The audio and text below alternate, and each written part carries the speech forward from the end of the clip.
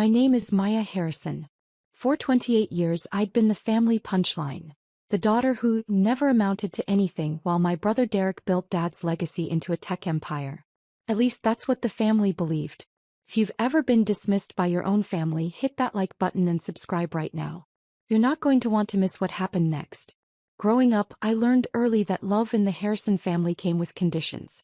Derek was 4 years older, charismatic, and blessed with Dad's natural business instincts. Or so everyone said. I was the quiet one, the bookish daughter who preferred coding in her room to networking at Dad's country club.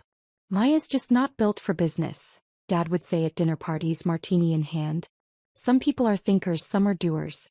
Derek's a doer. Mom would pat my hand sympathetically. You're wonderful at your little computer things, sweetheart. Everyone has different talents. My little computer things. At 16 I'd already taught myself Python, JavaScript, and SQL. By 18 I was freelancing for tech startups, building their backend systems. But when I tried to show Dad my work, he'd glance at the screen and say, "That's nice, honey. Derek just closed a $2 million deal." The comparison was constant, corrosive, calcifying. When I was 22, fresh out of college with a computer science degree, Dad officially brought Derek into Harrison Technologies. The company manufactured industrial IoT sensors, the invisible tech that powered smart factories and supply chains. Dad had founded it 30 years ago, built it from nothing. This will be Derek's one day, Dad announced at the celebration dinner. The family legacy. What about Maya? My grandmother asked quietly. She was the only one who ever questioned the golden child narrative. Maya's not interested in the business. Dad didn't even look at me. She wants to do her own thing. That wasn't true. I'd asked to join the company twice. Both times, Dad said I wasn't ready yet, and that I should get more real-world experience first. Derek had been handed a vice president title straight out of his MBA program. I stopped asking. Instead I worked. I took a position at a mid-tier software firm, spent my days writing code and my nights building something of my own. A platform for AI-driven financial analysis, predictive algorithms that could spot market patterns humans missed. I called it Vantage Systems. My grandmother was the only person I told. She'd pull me aside at family gatherings, ask about my progress with genuine interest. "Your grandfather would be so proud," she'd say. "He always said you had his mind, the one that sees 3 moves ahead." He died when I was 25. Her will left me $500,000, explicitly designated for Maya's entrepreneurial pursuits. Derek got the family vacation home in Aspen. The money gap was obvious. "Grandma always had a soft spot for you," Mom said almost apologetically. She worried you'd struggle. The implications stung. Charity for the daughter who couldn't make it on her own.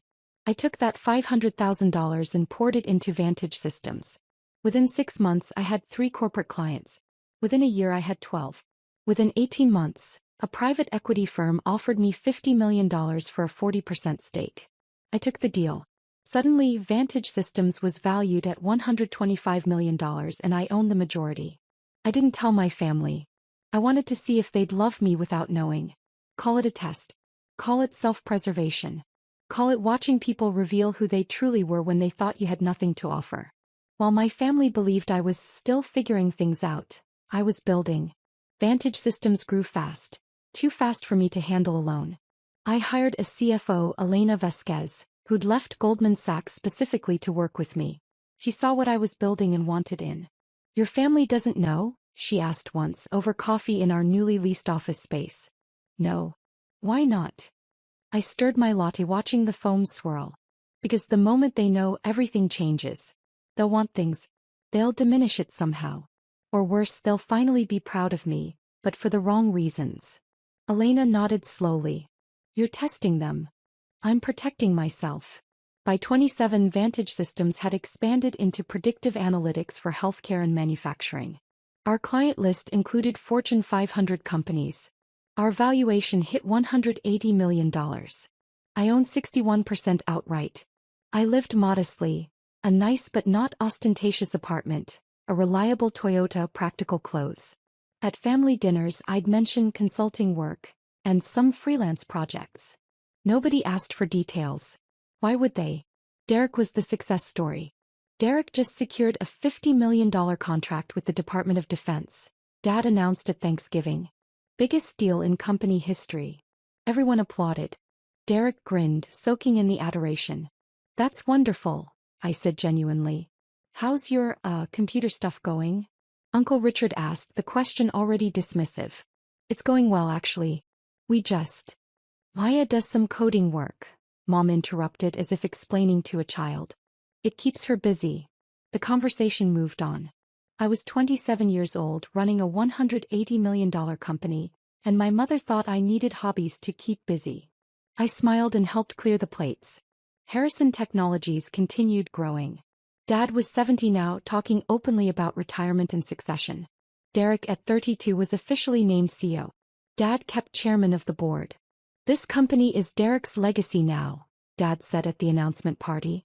I'm confident he'll take it to $500 million and beyond. I raised my champagne glass with everyone else. What nobody knew, what I'd discovered through Vantage Systems financial networks, was that Derek was hemorrhaging money. Not the company's money. His personal gambling debts, bad cryptocurrency investments, a lifestyle that burned through his $800,000 salary like kindling. And then, 6 months ago he started taking from the company. My algorithms noticed it first. Vantage Systems tracked financial patterns across industries, and I'd set up alerts for unusual activity in manufacturing sector companies. Harrison Technologies' numbers started showing irregularities. Small transfers to shell companies, vendor payments that didn't match normal patterns, expense reports with duplicate charges. I hired a private investigator. Not to hurt my family. To know the truth. The PI, Marcus Chin, delivered his report 3 months ago. Derek had embezzled $4.2 million over 18 months. He'd created fake vendor accounts, approved inflated contracts with kickbacks and siphoned money into offshore accounts. Dad's signature was on some documents, but Marcus believed Dad didn't know. Derek had been forging them. What are you going to do? Marcus asked. Nothing yet, I said. I'm gathering evidence. When I move it needs to be airtight. I watched. I documented. I waited. 3 weeks ago, Dad called a special board meeting. Family only, he said. Important company business. I wasn't invited. Obviously. But then 2 days before the meeting, Derek called me. His voice had that fake warmth he used when he wanted something. Maya. Hey, listen. Dad's having this board meeting about expanding into AI and predictive tech. You know, your area. Thought you might want to sit in, offer some insights. My area. After years of dismissal, suddenly my expertise mattered. What kind of expansion? Integrating AI into our sensor systems. Big opportunity. We're looking at strategic investments, partnerships, that kind of thing. I understood immediately. They wanted to pick my brain for free, get strategy consulting without paying for it. Or worse, they wanted to feel magnanimous. Look, we're including Maya. I could come, I said carefully. Actually, I've been following Harrison Tech's trajectory. I'd be interested in investing. Silence on the line. Then, investing. I've saved some money. Maybe $10,000 or so. If the company's expanding into my field, I'd like to be part of it. More silence. Then Derek laughed. Not kindly. $10,000? Maya, we're talking about $50 million in capital investments. But sure, come to the meeting. Your insights might be useful. The condescension dripped through the phone. Drop a comment and let me know where you're watching from tonight. The Harrison Technologies boardroom was all glass and steel, overlooking downtown Seattle. Floor-to-ceiling windows, original art on the walls, that specific smell of money and mahogany. I arrived early, wearing a simple navy dress and carrying my leather portfolio. The one that held documents they didn't know existed. Dad, Derek, Mom, Uncle Richard, company treasurer, and Aunt Caroline on the board, were already there. Plus Harrison Tech's corporate attorney, James Sterling, who looked uncomfortable. Paya. Mom kissed my cheek. I'm so glad Derek invited you. It's wonderful to have the whole family involved. I smiled and took a seat at the far end of the table. Derek stood at the head, a presentation already loaded on the screen. All right, let's get started. As you all know, we're positioned to dominate the AI-integrated sensor market. I've identified 3 strategic moves. He clicked through slides. partnerships with AI firms, acquisitions of smaller tech companies, an IPO timeline for next year that would value Harrison Technologies at $500 million. It was actually a solid strategy. Derek wasn't stupid, just corrupt and arrogant. Now the capital requirement, Derek continued. We need $50 million. I've secured $40 million from venture capital. We need $10 million more for optimal positioning. Dad nodded approvingly. The family should contribute. Show confidence in our own company. Exactly, Derek said. I'm putting in $2 million. Dad, Uncle Richard, we'd like you each to invest $3 million. Aunt Caroline, $1 million. Numbers that made my $10,000 offer laughable. That was the point. Actually, I said quietly, I'd like to increase my investment offer. Everyone turned to look at me. Derek's smile was patronizing. Maya, that's sweet, but we're talking serious capital here. This isn't. $15 million, I said. I can have it wired by Friday. The room went silent. Dad actually laughed. Maya, honey, where would you get $15 million? My business has done well. You're consulting? Mom looked confused. Sweetheart, that's impossible. You'd have to. Keep your pathetic savings, Derek cut in, voice sharp now. The facade dropped. This is a $200 million company, not a lemonade stand. We don't need desperation money from someone pretending to play entrepreneur. The words hit exactly as intended. Dad didn't defend me. Uncle Richard looked away. Mom's sympathetic smile said, Derek's right, honey, don't embarrass yourself. I opened my portfolio quietly. Inside were documents. So many documents. I'm not pretending, I said softly. Why, James Sterling, the attorney, spoke up. His voice was gentle but firm. Perhaps we should discuss your financial situation privately. This board meeting isn't. A knock at the conference room door. Everyone turned. Derek's assistant opened it, looking pale. Mr. Harrison? There are people here from the SEC and the FBI. They say it's urgent. 3 people entered. A woman in her 50s wearing a gray suit, an FBI badge on her hip. 2 men in darker suits, SEC credentials already out. Sorry to interrupt, the woman said. Not sorry at all. I'm Special Agent Victoria Reeves, FBI Financial Crimes Division. These are investigators Martin and Okonkwo from the Securities and Exchange Commission. We're executing a warrant related to Harrison Technologies' financial activities. Dad stood up, face reddening. What is this about? We've done nothing. Sir, please remain seated. Agent Reeves' voice was pure authority. We're here regarding a fraud complaint filed by your majority shareholder. It alleges systematic embezzlement, securities fraud, and wire fraud totaling $4.2 million. Derek's face went white. Majority shareholder? Dad owns 60% of the company. No, Investigator Martin said, opening his briefcase. According to our records, your father owns 23%. You own 15%. The majority stake, 61%, belongs to Vantage Systems LLC. I watched Derek's brain try to process this. Phil.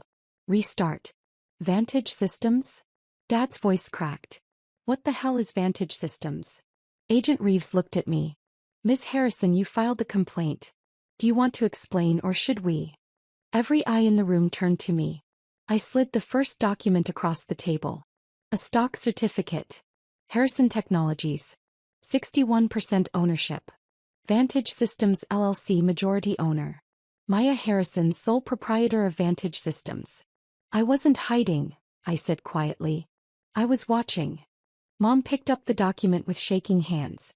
Maya, what is this? 3 years ago, when the company needed capital for the sensor expansion, Dad took out a loan from a private equity firm. He didn't read the terms carefully. The firm had an option to convert the debt to equity if certain performance metrics weren't met. I pulled out another document. The metrics weren't met. The firm exercised their option and took 35% of the company. Dad's stake diluted to 23%. Derek's to 15%. Dad's mouth opened. Nothing came out. That private equity firm was a subsidiary of Vantage Systems. My company. I've owned the majority of Harrison Technologies for 2.5 years. You just never asked who held your debt. The silence was absolute. You. Derek's voice was strangled. You've been spying on us. Monitoring my own investment, I corrected. Which is how I discovered that you've been stealing from a company I own. I slid the PI report across the table. 200 pages. Wire transfers. Forged documents. Shell companies. Offshore accounts. Every single theft documented with dates, amounts, bank records. $4.2 million, I said. Embezzled over 18 months. You created fake vendors. You approved contracts with kickbacks. You forged Dad's signature on authorization forms. Derek grabbed the report, flipping through pages, his hands shaking. You can't. Where did you? I hired the best forensic accountant in Seattle, I said calmly. And the best private investigator. And the best corporate attorney. Because when you own 61% of a company, you protect your investment. Hit that subscribe button if you've ever had to set boundaries with toxic family, because what happened next changed everything. Aunt Caroline found her voice first. Maya owns the company? Since when? How? My company, Vantage Systems, is valued at $180 million, I said. We do AI-driven predictive analytics for Fortune 500 clients. I've built it over 6 years while you all thought I was figuring things out. I pulled out another document. Forbes magazine. The 30 under 30 list from last year. My photo. Maya Harrison, 27, founder and CEO of Vantage Systems. Mom's hand went to her mouth. You never asked, I said simply. You never asked what I was building. You never asked about my work. You assumed I was failing because that fit your narrative better. Maya. Dad's voice was weak now. Why didn't you tell us? Because I wanted to see if you'd love me without the money. I wanted to see who you really were when you thought I had nothing to offer. I looked at Derek. His face had gone from white to gray. You showed me exactly who you were. Every dismissive comment. Every time you called my work cute, or adorable, or little computer things. Every time you made me feel worthless because I didn't fit your definition of success. And then, I continued, my voice harder now, you stole from me.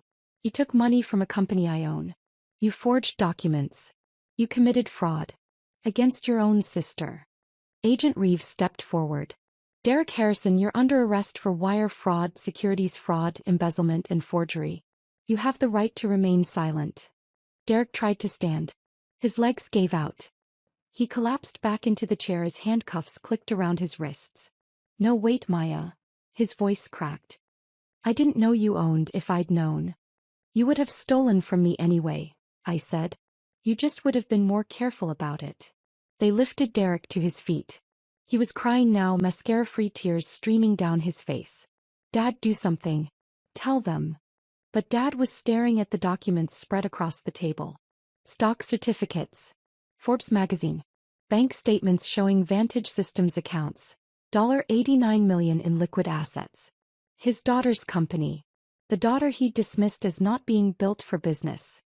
Mr. Harrison, investigator Okonkwo said, we'll need to examine your role in this.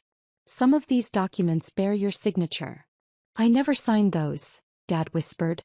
Derek must have forged them. That's what we'll determine. The investigator's tone was neutral. You'll need to come to our office for questioning. Uncle Richard stood abruptly. I had no knowledge of any fraud. I'm the treasurer, but Derek handled day-to-day finances. I can provide my records. We'll be speaking with all board members, Agent Reeves said. They led Derek toward the door. He looked back at me one last time. Maya, please. I'm your brother. You were my brother when you stole from me. You were my brother when you called my savings pathetic. You were my brother every time you made me feel worthless. I kept my voice steady. You taught me exactly how much I was worth to you. I just raised my price. The door closed behind them. The room erupted. Maya, you have to stop this. Mom grabbed my arm. They're taking Derek to jail. This will destroy him.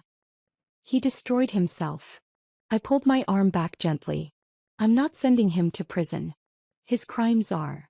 But he's family. Family doesn't steal from family, Mom. Family doesn't forge documents. Family doesn't commit federal fraud. James Sterling cleared his throat. Ms. Harrison, as majority shareholder, You now have decision-making authority over the company's future. What are your intentions? I looked around the table. At my father, who looked 10 years older than he had an hour ago. At my mother, mascara streaking her perfectly applied makeup. At Uncle Richard and Aunt Caroline, both calculating their own exposure. First, full cooperation with federal investigators. Complete transparency. We're opening every book, every account, every document. Harrison Technologies will be the model of compliance. James nodded, taking notes. Second, Dad steps down as chairman. Uncle Richard as well. We're appointing an independent board with no family members except me. Aya, you can't, Dad started. I am. You allowed this to happen on your watch. Maybe you didn't know what Derek was doing, but you should have. You were so busy celebrating your golden child that you never looked at the actual numbers. Third, the company name changes. I'm not destroying Harrison Technologies. The employees, the clients, they've done nothing wrong. But we're rebranding. New name, new leadership, new direction. And fourth, I stood up, gathering my documents. I'm moving Vantage Systems headquarters to Seattle. We'll be integrating the companies. The technology Derek wanted? It's already mine. The AI platform he wanted to partner with? I built it. I looked at my father. Really looked at him. You said I wasn't built for business, Dad. You said I was a thinker, not a doer. Turns out I'm both. I just didn't need your permission to prove it. His face crumpled. Maya, I'm sorry. I'm so sorry. I never meant. Yes, you did.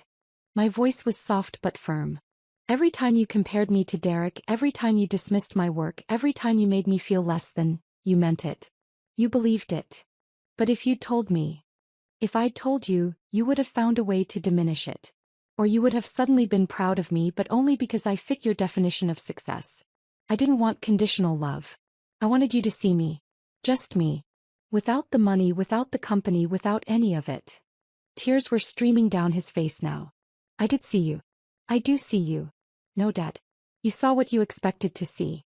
And I let you because I needed to know who I was without your validation. I picked up my portfolio. I know now. I'm someone who built a $180 million company from a grandmother's inheritance and my own talent. I'm someone who protected her assets and exposed fraud. I'm someone who doesn't need you to tell me I'm worthy anymore. I walked to the door, then paused. Derek's attorney will probably contact me about a plea deal. I'll consider it. But understand, I'm not doing this to destroy my brother. I'm doing this because crimes have consequences. Because family doesn't shield you from responsibility. Because I'm done being the punchline of a joke I never found funny. Mom's voice was small. What about us? What about Thanksgiving, Christmas? Are you just gone? I looked at her for a long moment. You can have my number. If you want to know me, actually know me, not who you need me to be. My door's open. But Mom, I'm not the one who left this family. I'm the one who finally stopped begging for a seat at a table that never had room for me. I left them there in the boardroom with its glass walls and expensive art, surrounded by the documents that proved I'd been worthy all along. The fallout was spectacular and swift. Derek pleaded guilty to wire fraud and embezzlement. His attorney negotiated a deal. 7 years in federal prison, restitution of $4.2 million plus penalties, permanent ban from serving as an officer or director of any public company. He'd been sentenced 4 months ago. Dad avoided criminal charges. Investigators confirmed Derek had forged his signatures. But the humiliation broke something in him. He retired completely, sold his house, moved to a small condo in Arizona. We talk once a month. Carefully. Awkwardly. Like strangers learning each other's language. Mom tried to maintain normalcy for the first few months, hosting family dinners that I didn't attend. Eventually she stopped trying. We meet for lunch once every few months. She asks about my work now, takes notes on her phone, tries to understand. It's progress. Slow, painful progress. Uncle Richard resigned from the company and moved to Florida. Aunt Caroline sends Christmas cards. Harrison Technologies rebranded as Vantage Industrial Systems. We integrated my AI platform with the sensor technology, and the company's now valued at $420 million. We're on track for a $900 million IPO next year.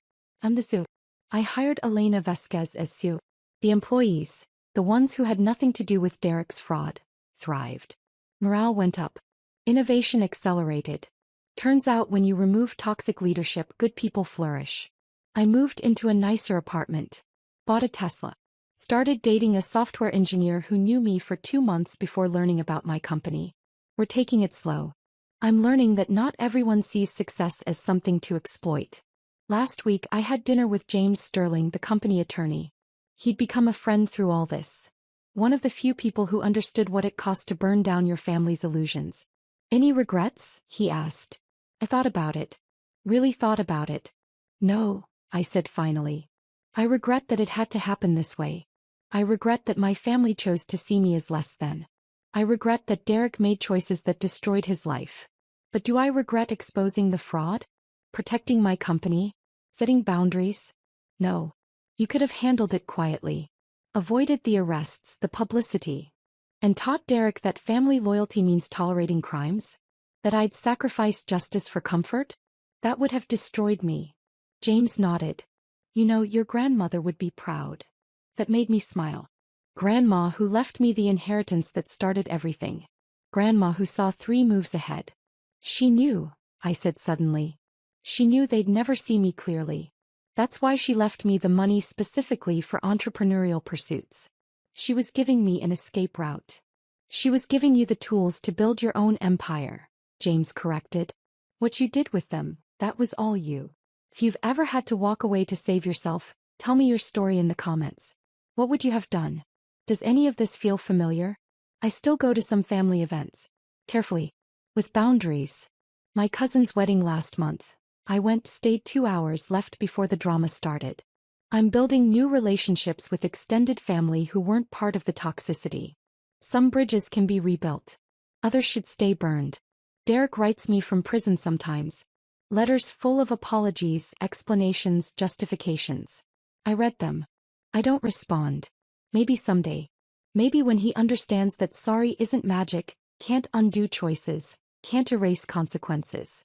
My office overlooks Seattle's waterfront. Floor-to-ceiling windows, original art on the walls. The view that was supposed to be Derek's. The legacy that was supposed to be his. But here's what I learned. Legacies aren't inherited. They're built. By people who refuse to accept other people's limitations. By people who work quietly while others celebrate loudly. By people who understand that sometimes the greatest power move is walking away from a table that doesn't deserve you and building your own. I'm Maya Harrison. I own an $180 million AI company. I'm taking another company public for $900 million next year. I was dismissed, underestimated, and treated like the family failure. I just raised my price. And you know what? I'm worth every penny.